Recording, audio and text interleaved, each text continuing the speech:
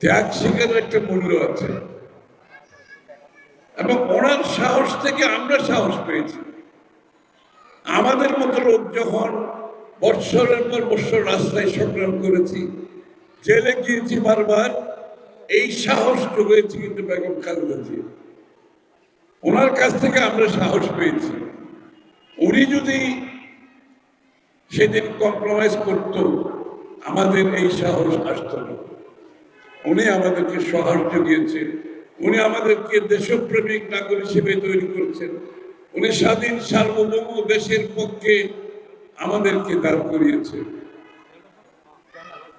তাই এই মহিউদ্দিন আলী যখন আমাদের ছেড়ে চলে গেছেন,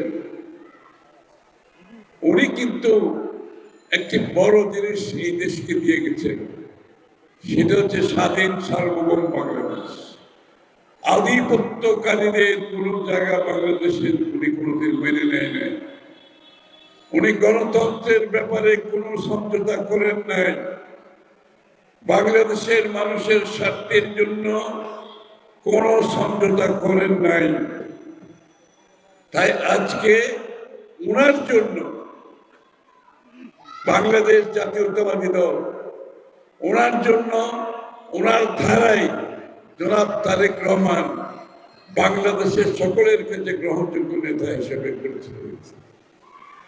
জনাব তারেক রহমান সাহেব যখন এসেছেন, আপনারা দেখেছেন একই অবস্থা, কোটি কোটি মানুষ রাস্তায় গিয়েছে। কেন? এই পরিবারের ত্যাগের কারণে।